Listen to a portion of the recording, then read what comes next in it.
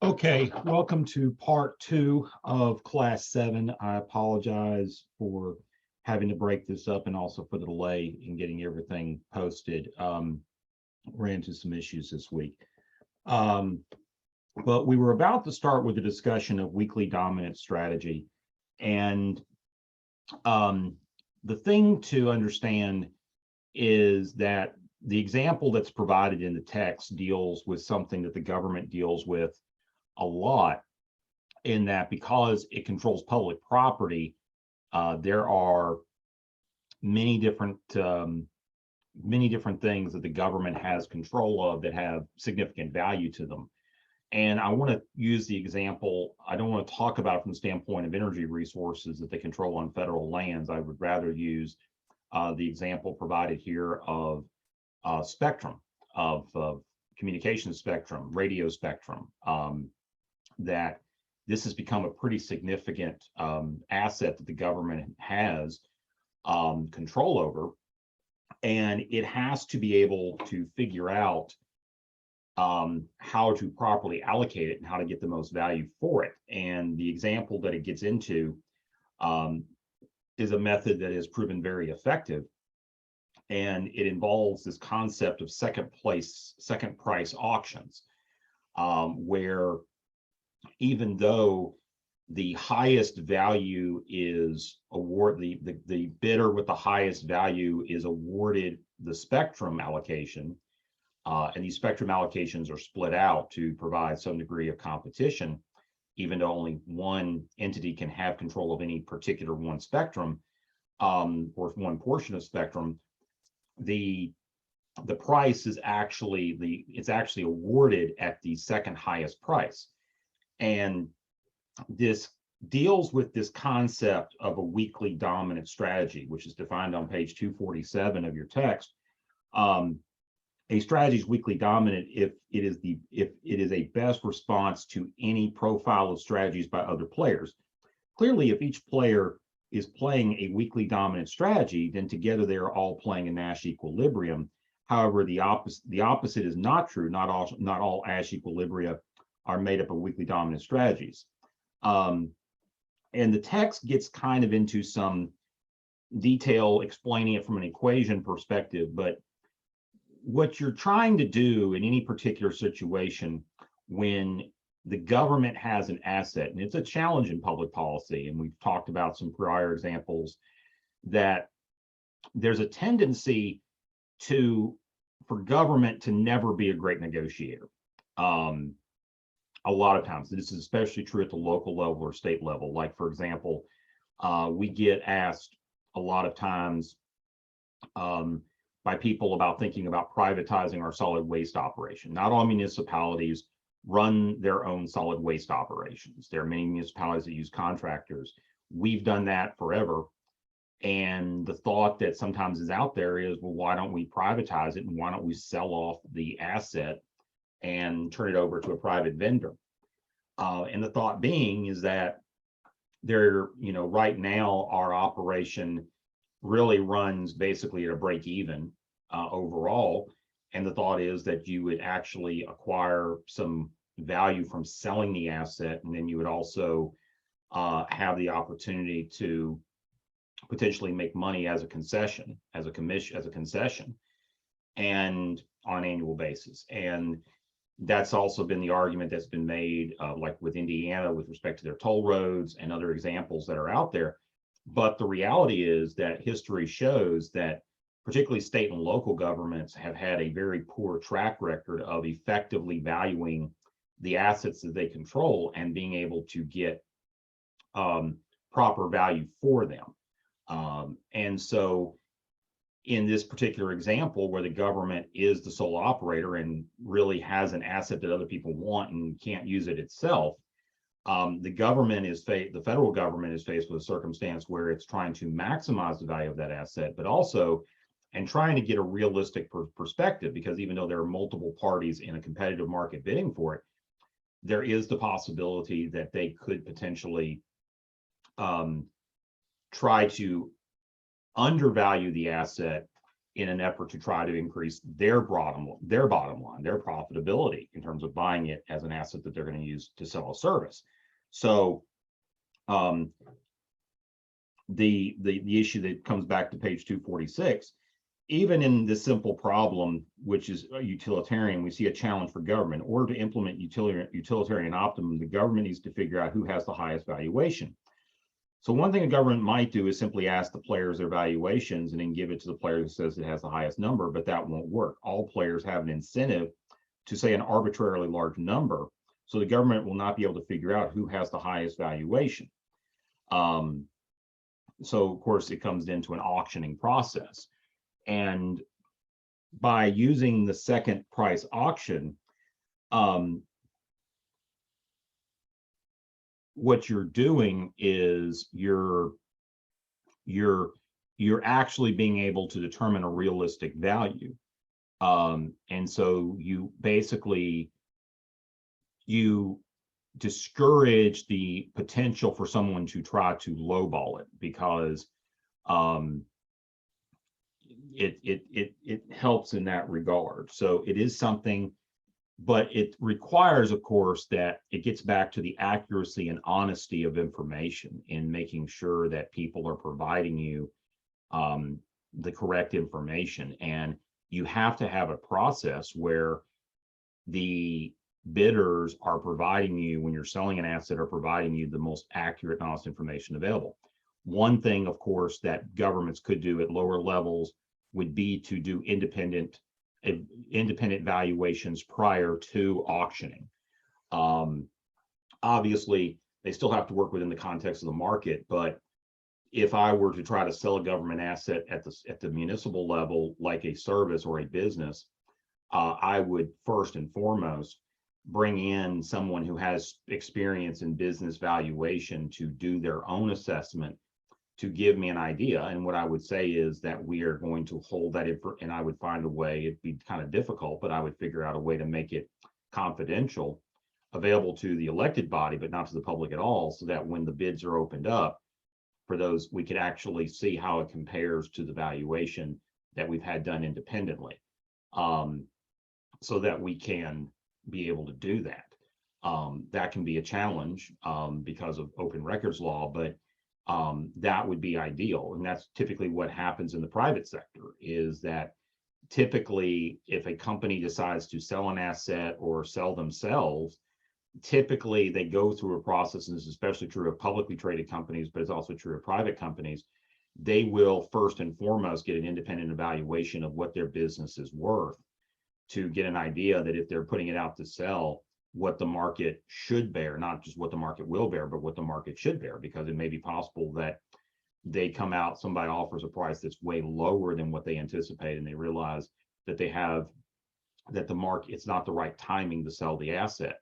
Now there's certain factors that can make an asset more forced to sell, whether it be bankruptcy or the fact that like with family-owned businesses, that the family that owns it, that the future generations don't want the business. You know, there are certain circumstances that can create some challenges in terms of actually getting the value you think that's in the business, even if it's got that from the standpoint of asset value, market value. But those are things that have to be considered. So now let's talk about the necessities or the challenges when it comes to valuing public goods. We know public goods, obviously we've talked about them a lot, but the reality is that even though public goods are available to the public and they're meant to be available without too much restriction, the fact is you still have to have some effort to be able to value them, because there's a cost in providing them. And so the example that I will use is water. Most of us most of us, unless you are one of those that has a well system at your house, most of us rely on a public water system. And water is deemed to be a public good, but there's a cost of providing it. There's a cost of treating it. There's a cost of ensuring supply. There's a cost of distribution. There's a whole host of costs that a utility provider like the municipality runs into in providing the service. And so there's a reality that comes into play in that even though it's a public good, there has to be a value and a price put on that good in terms of its availability, from the standpoint of terms of how people use it. And typically when we look at water systems, we look at this concept known as splitting the cost. So suppose, we realize that's a challenge that we have to take into consideration. So we have to figure out what that price is going to be.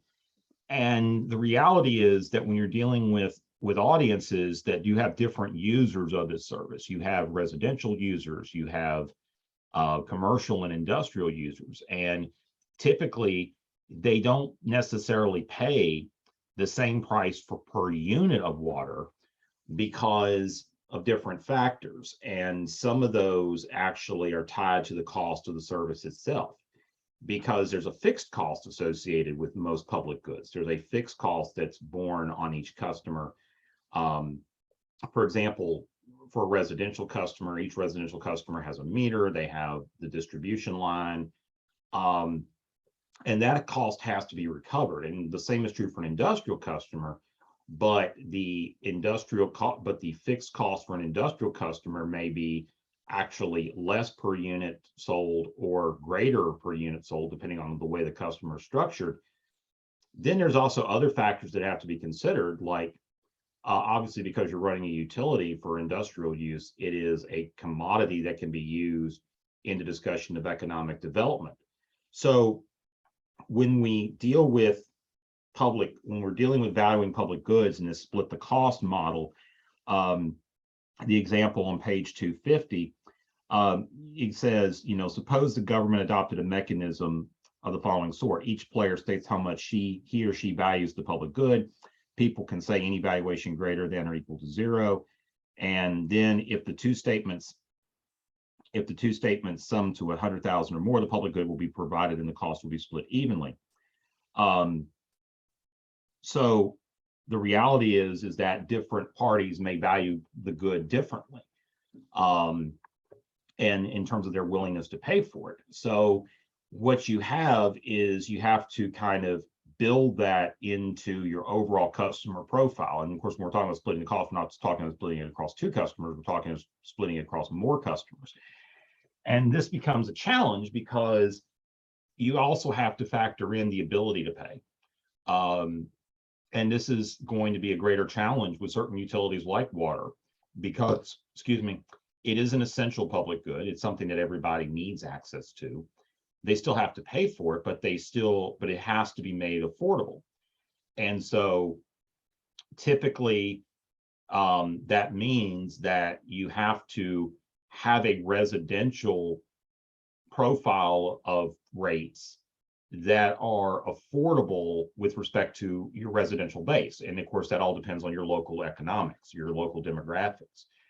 If you have a higher income population, you can apply more cost to them. But if you have a lower economic population, they're going to not be able to be in as good of a position to take on those costs. You still want them to contribute, and you still want them to contribute in a meaningful way, but you have to be very mindful of how much you're actually charging them with respect to the overall cost associated with it. So you have to think about that in terms of developing it. There are other options that are talked about here, such as the veto and split. Simply asking, page 251, simply asking people their valuations and splitting the cost won't work in some cases because of negative externalities. So you could say, rather than asking people their valuations, just let them say whether or not they want the public good, providing it if both people say they want it. So this is something that a lot of times gets into discussion with new concepts. The idea that you want to create a new public good, and you're dealing with a population, and I think I may have mentioned this before, where people may say, hey, I really don't want this. I don't feel like I'm going to benefit from this. And saying, okay, well, we'll only do it if we can get relatively unanimous support for it, or at least strong supermajority support for it. That can be a challenge, and it can create problems, particularly when we look at it from an equity perspective, in terms of expanding public goods to address equity. Like, if we talk about trying to provide services to specific neighborhoods, but relying upon the overall tax base. There may be people who say, why should I have to pay for this? It doesn't benefit me directly or indirectly. And looking at issues like housing, for example, or the construction of community, or expanding and improving community centers in low-income areas, and doing those type of things. This model doesn't necessarily work in those cases. So there are other options that we can look at, but we have to figure out a way, and it is a challenge, to figure out a way to effectively value goods so that they can be so that the values can be properly assessed. And this is a huge challenge for governments, because people are not going to value things equally. That rarely happens. And so we have to be mindful of that in our work. We have to be very mindful of that, and something that we have to take into consideration. So we're going to talk a little bit about regulating monopolies. Monopolies do exist, and oftentimes they are actually government entities. Probably the most common monopoly that you may be aware of at a localized level is the delivery of electric service. Your electric, you do not have the option, depending on if you live in a particular geographic location, there's only one electric provider. And so it could be an investor-owned utility such as Duke, or depending on where you live, it could be a municipally owned provider or a co-op. And so you are subject to only one provider, and that creates a challenge because there is no market for the service. So what ends up happening is, and this can also happen in the private market to some extent, but especially it does happen in the public market.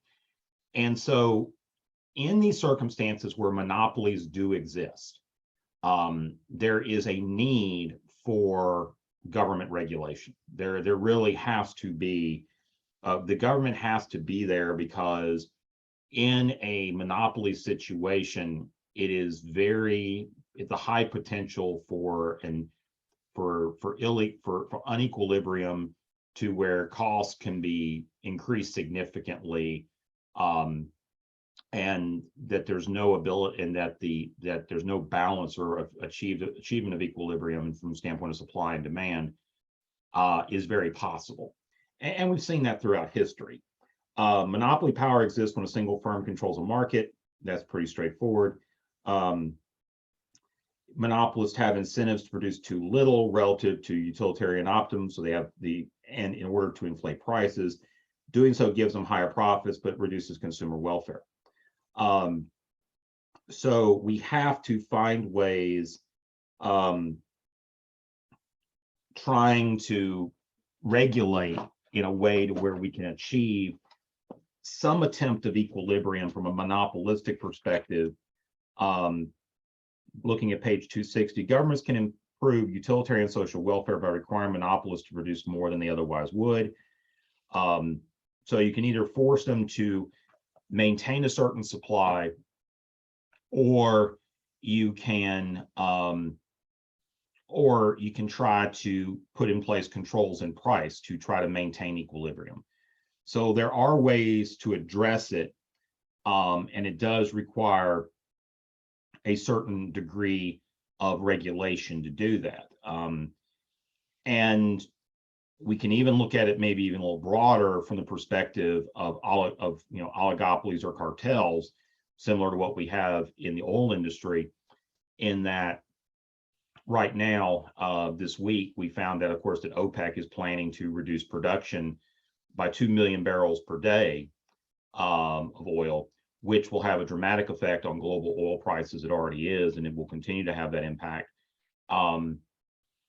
The reality, of course, because it's a global entity, is that there really is no regulatory ability to restrict their actions. Ideally, it's one of the funny things about this concept of global governance, but it's really not applicable, is that ideally in a global governance situation, you would be able to say to them, no, you have to maintain a certain production. But the reality is they don't have to. And as a cartel, they have the ability to restrict their productions, and they're trying to do it to maintain a certain price point with respect to the sale of their asset.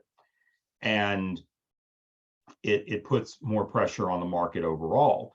And that's especially going to be a challenge for the United States, because we have artificially inflated the supply market for oil for the last several months by taking oil out of our strategic petroleum reserve, which is not intended for civilian use, it's intended for military use.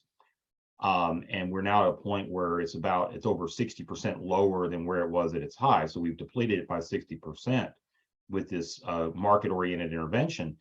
And we now have to start thinking about resupplying it, and we're going to be resupplying it at the same time that overall production has gone down. So unless domestic production increases significantly, but at the same time, domestic producers can look at it and go, well, if I increase domestic supply, domestic production, then I actually lower the price, and I'm not getting as much profitability from it because there's costs associated with increasing supply domestically. So it creates a whole host of problems that we're all going to be suffering in the form of higher gas prices, and also potentially higher prices of other forms of energy. Duke announced that it wants to increase rates, its retail electric rates in North Carolina by 20%. They have to get state approval to do that. That's a regulatory example, but it won't be 20. It likely won't be 20%, but they're going to get a rate increase because their cost of production has gone up, particularly for those operations that use natural gas and coal. So there are things that they have to take into consideration. But of course, we have to make sure that we have good information in terms of figuring out how to achieve this equilibrium. Otherwise, we can end up with problems. We have to be aware of what's going on, because if we don't, we can end up with problems. And the deadweight loss, which is a significant drain on the economy. That's really the best indicator of how the economy is affected by a monopoly not working in equilibrium. The deadweight loss, of course, results in higher prices and puts a drag or a significant headwind on the economy overall. And a prime example of that will be the loss of money supply associated with higher oil prices due to reductions in production. And then obviously you're also dealing with a tremendous amount of uncertainty. One of the ways that we try to address it from time to time, but of course, then there's another challenge in that in monopolies, there's the possibility that we can run into circumstances where there is collusion between the regulator and the monopolistic firm. And that can create a problem. We have to have, honest regulators. And there have been times where regulators have not been honest and have used the influence of the monopoly to distort information. And so we have to take that into consideration.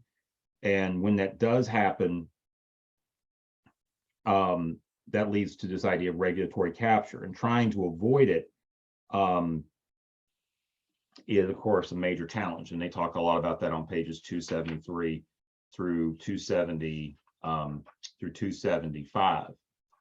But I don't want to get too much into it because it really it's not a real important. This chapter, I think, has some important information, but it's not something that I'm going to be testing you on later in the semester. So I do feel it's important to go over, but it's not something that I'm going to spend a lot of time testing on because first of all, it deals primarily at the federal level, and